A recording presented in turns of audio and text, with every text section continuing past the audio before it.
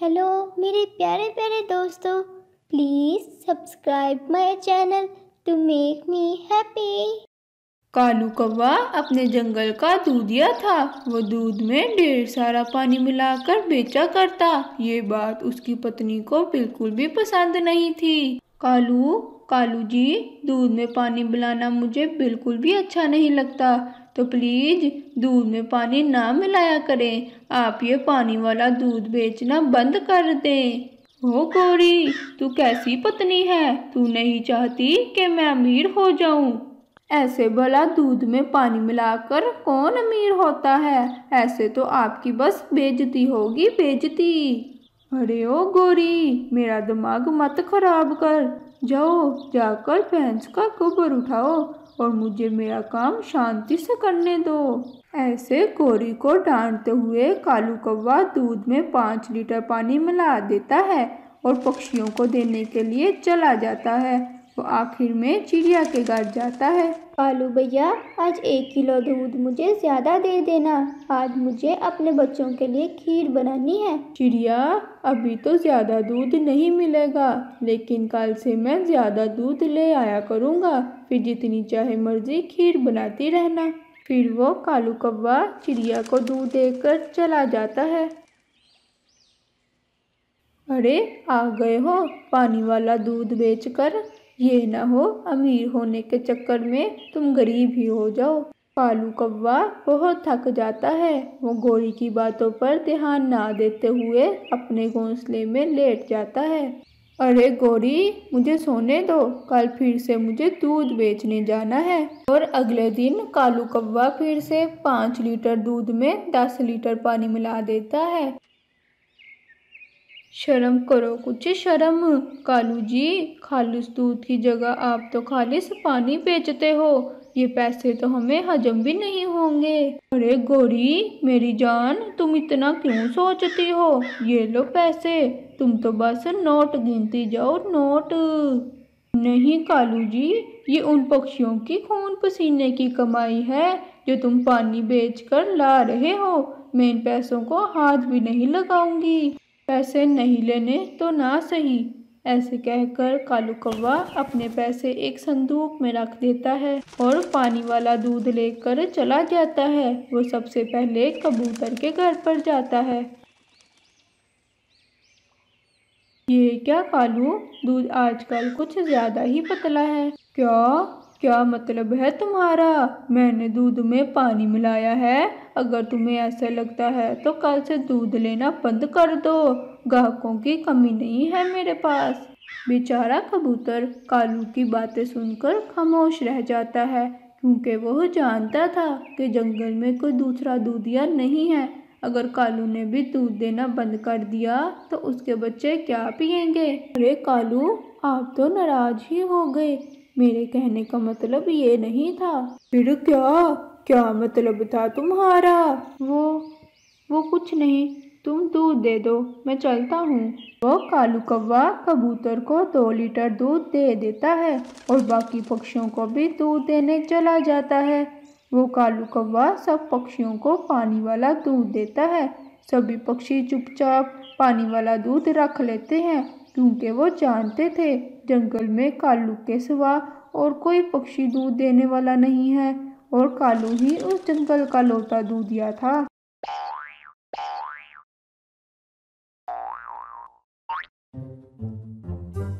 Hello मेरे प्यारे प्यारे दोस्तों, please subscribe my channel to make me happy.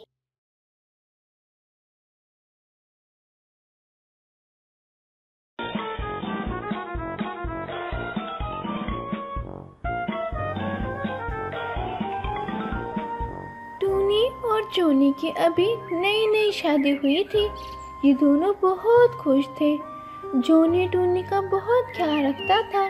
जोनी जी, घर में खाने को कुछ नहीं है। अरे अरे टूनी, तुम फिक्र क्यों करती हो?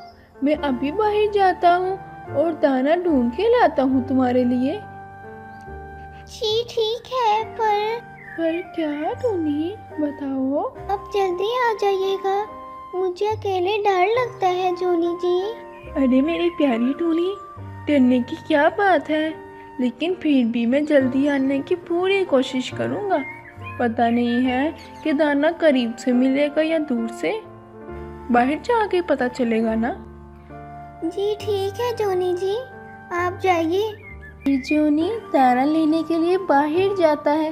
वो इधर उधर दाना ढूंढता रहता है, उसे कहीं दाना नहीं मिलता। फिर आखिरकार उसे एक दरख्त के पास बहुत सारे गंदम के दाने मिले। वो बहुत खुश हो गया।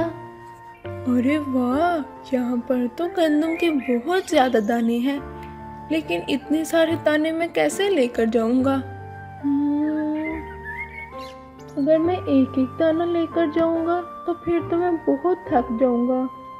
ऐसा करता हूँ, टूनी से एक टोकरी लेकर आता हूँ, फिर उसमें एक बार ले जाऊँगा। हाँ, ये ठीक है। फिर जोनी वापस घर जाता है टूनी से टोकरी लेने के लिए। अरे जोनी जी, आप वापस इतनी जल्दी आ गए? दाने कहाँ हैं? दिखाए दाने। टूनी, मैं अभी दाने तो नहीं लाया, मुझे बहुत सारा अनाज नजर आया है, लेकिन मैं बार बार लाकर बहुत थक जाऊंगा। मेरे लिए सारा लाना बहुत मुश्किल था, इसीलिए मैंने सोचा कि मैं पहले घर जाकर तुमसे एक टोकरी ले आता हूँ, फिर एक बार ही ले जाऊंगा।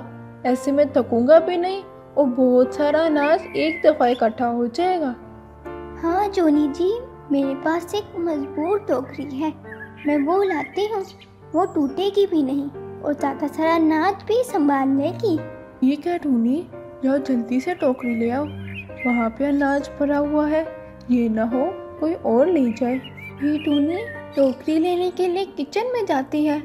ये ले जोनी जी मजबूत तरीन टोकरी, इसमें ले आए आप गंदम के दाने ज़्यादा सारे। शुक्रिया टूनी। फिर जोनी टोकरी लेकर दाने लेने जाता है। जब वो वापस दाने लेने जाता है तो वहाँ बहुत कम दाने पड़े थे। अरे, जब मैं पहले आया था तब तो बहुत ज़्यादा दाने पड़े थे, अब ये दाने इतने कम कैसे हो गए? हाँ, पास में ही दरख्त के पीछे छुप जाता हूँ, शायद पता चल जाए दाने कौन चुरा रहा है। जोनी एक पेड़ के पीछे छुप जाता है। कुछ देर तक जोनी तो वहाँ पेड़ के पीछे छुपा रहता है। फिर कुछ देर बाद जोनी ने काली कौवी को दाने चोरी करते हुए देखा। पहले तो वो बाहर गुस्से से आने लगा था, लेकिन फिर वहीं रुक गया।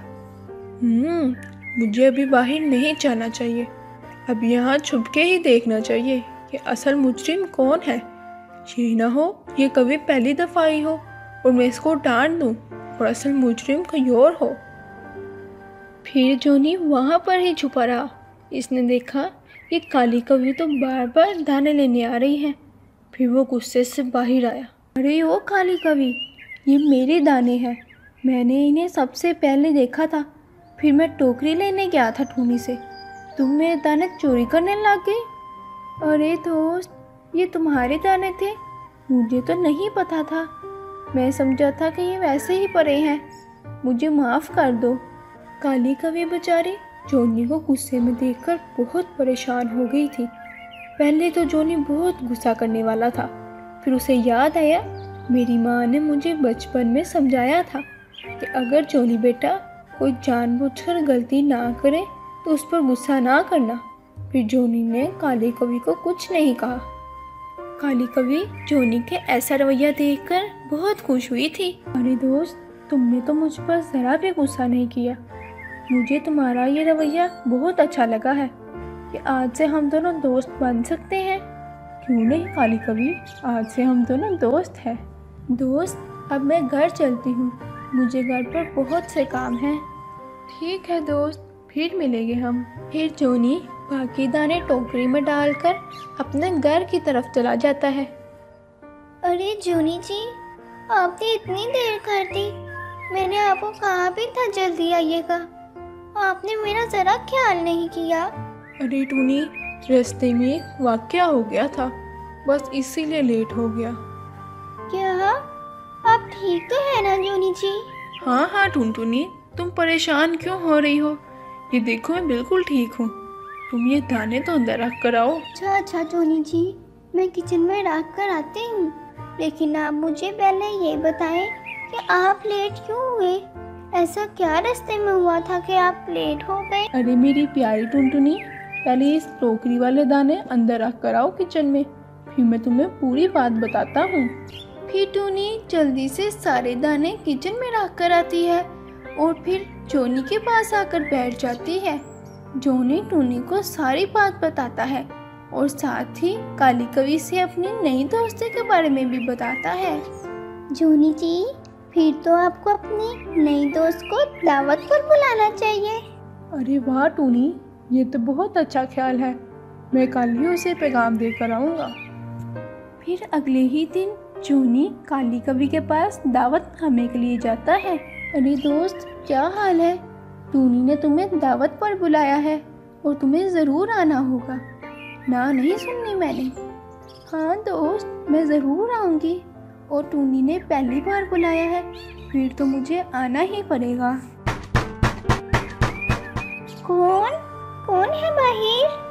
अरे मैं कवि हूँ, जोनी की नई दोस्त। आपने मुझे दावत पर बुलाया था ना?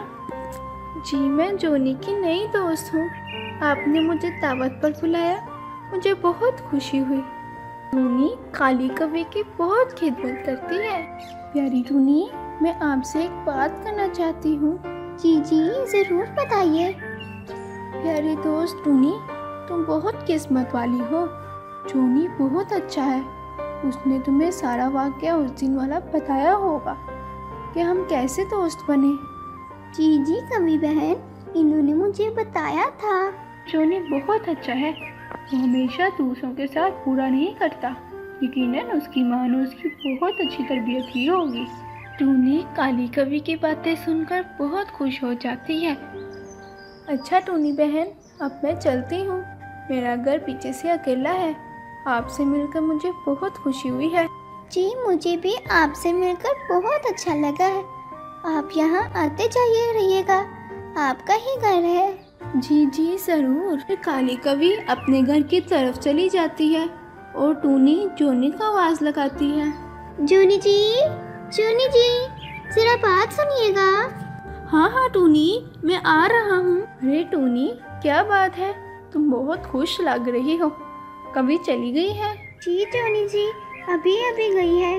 वो मुझे आपसे एक बात करनी थी। मैं बहुत खुशकिस्मत हूँ कि मुझे आप मिले हैं, जिनकी तारीफ दूसरे पक्षी भी करते हैं। आपकी माँ ने आपकी बहुत अच्छी तरबियत की है। मैं भी अपने बच्चों को यही सिखाऊंगी और ऐसे ही तरबियत करूंगी। देखा दोस्तों, आपने इस कहानी में एक अच्छा इखलाक इंसान को बहुत से झगड़ों से बचा लेता है। अगर जोनी कवि से झगड़ा करता, गुस्से से उससे लड़ाई करता, तो लड़ाई बढ़ सकती थी। हमें भी सबसे अच्छे से पेश आना चाहिए।